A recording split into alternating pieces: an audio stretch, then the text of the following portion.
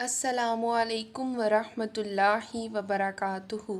میں امید کرتی ہوں کہ آپ سب ایمان اور صحت کی بہترین حالتوں میں ہوں گے۔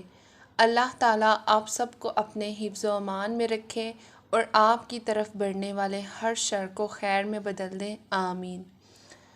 ہم نے جو سیریز سٹارٹ کی ہے جنت کی خوشبو سے محروم لوگ، آج ہم ان لوگوں کے بارے میں دیکھیں گے جو جھوٹی گواہیاں تو دے دیتے ہیں، جن کی وجہ سے معاشرہ بڑی بڑی مہلک بیماریوں کا شکار ہو جاتا ہے۔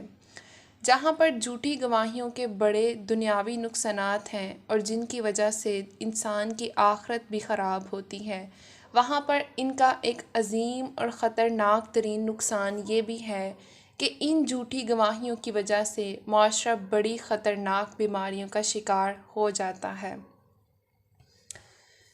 جو معاشرے کے امن و سکون کو تباہ و برباد کرنے کا ایک بہت بڑا سبب ہے۔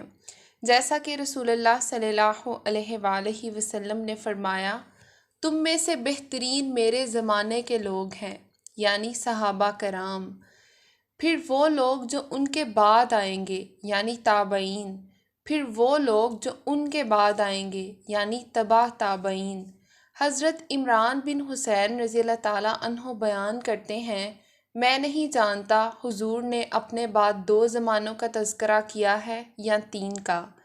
پھر آپ صلی اللہ علیہ وآلہ وسلم نے فرمایا، تمہارے بعد ایسے لوگ پیدا ہوں گے جو بددیانتی اور خیانت کرنے والے ہوں گے، امانت اور دیانت داری کا ان میں نام و نشان تک نہیں ہوگا، ان سے گواہی طلب نہیں کی جائے گی، ویسے ہی جھوٹی گواہیاں دیتے پھریں گے، نظریں مانیں گے لیکن ان کو پورا نہیں کریں گے، ان لوگوں میں موٹاپا کی بیماری عام ہو جائے گی۔ صحیح البخاری کی روایت ہے۔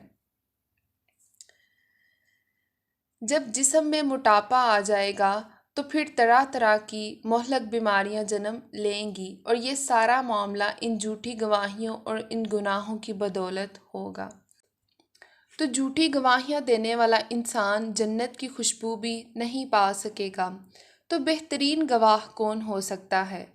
سچی اور ڈنکے کی چوٹ پر گواہی دینا انتہائی خوبصورت اور اعلیٰ عمل ہے، اور اسی وجہ سے رسول اللہ صلی اللہ علیہ وآلہ وسلم نے سچی اور کھری گواہی دینے والے لوگوں کو ایک شرف اور اعزاز بخشتے ہوئے خیر و بلائی کے عظیم لقب سے ملقب فرمایا ہے، اور یہی گواہی کے معاملے میں کسی ظالم کے ظلم کو خاطر میں نہ لاتے ہوئے، کسی ظلم کرنے والے کے جبر کو توڑتے ہوئے، کسی دنیا کے فرد و بشر کی پرواہ نہ کرتے ہوئے، صداقت پر مبنی گواہی دینے والوں کی عظمت کو سراہتے ہوئے رسول اللہ صلی اللہ علیہ وآلہ وسلم نے فرمایا، کیا میں تمہیں بہترین گواہوں کے متعلق نہ بتلاؤں؟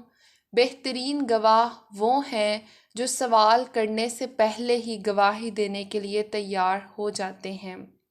سنن ترمذی کی روایت ہے، لوگوں کے ماتھوں پر پڑتے ہوئے بل اور سلوٹیں دیکھ کر وہ گھبرا نہیں جاتے، اور نہ ہی وہ یہ دیکھتے ہیں کہ ان کے ساتھ میرا بڑا گہرا تعلق ہے، نہیں، بلکہ وہ بڑی ہی بے نیازی کے ساتھ سچی گواہی دے دیتے ہیں۔ اسی وجہ سے رسول اللہ صلی اللہ علیہ وآلہ وسلم نے انہیں بہترین گواہ قرار دیا ہے۔ اللہ تعالیٰ ہمیں ہمیشہ سچ بولنے کی توفیق عطا فرمائے، آمین۔ جزاک اللہ خیرا کثیرا۔ السلام علیکم۔